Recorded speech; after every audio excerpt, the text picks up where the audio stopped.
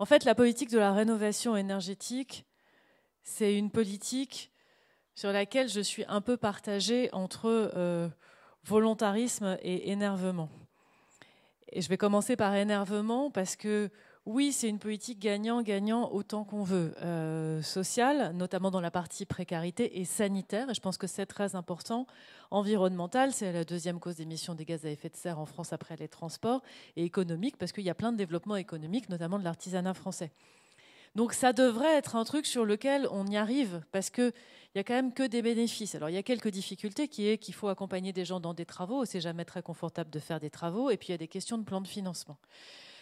Et énervement, parce que cette politique est tellement morcelée que ça fait des années qu'on raconte la même chose.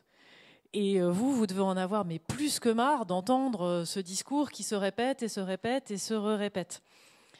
Et la difficulté, c'est qu'il y a deux ministères concernés. Donc on a commencé par s'aligner avec Julien Denormandie, et là vraiment on est calés ensemble pour porter une politique gouvernementale sur ce sujet. Ministère du Logement, ministère de l'Écologie, on en a besoin parce que c'est pas toujours la même approche. Et maintenant, il faut que cette approche, elle arrive sur le terrain. C'est pour ça que c'est important d'entraîner les services déconcentrés et puis d'entraîner les collectivités territoriales, parce que ce sont aussi des acteurs très importants, les régions qui ont un chef de fila sur l'accompagnement, et puis notamment les communautés de communes ou d'agglos qui financent.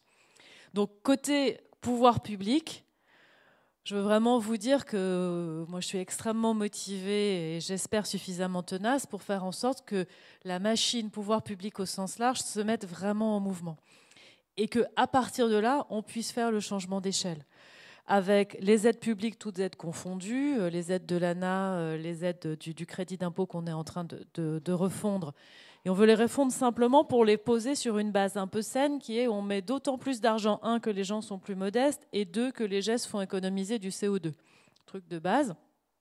L'articulation avec les certificats d'économie d'énergie, ça doit nous permettre de donner une dynamique.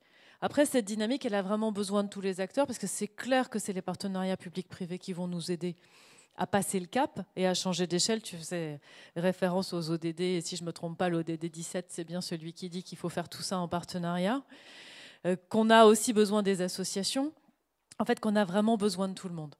Donc je pense qu'en fait, dans cette pièce, vous êtes tous convaincus, donc je ne vais pas vous redire que c'est important la politique de rénovation. Je voudrais simplement vous faire part de mon engagement sur le sujet pour qu'on arrive à faire marcher ça, et donc qu'on ait plus de rénovation, plus vite et de meilleure qualité, avec tous les acteurs, y compris les professionnels qu'il faut qu'on embarque, parce qu'on a laissé se développer de la fraude, de l'escroquerie, etc. Et ça aussi, il faut qu'on réagisse.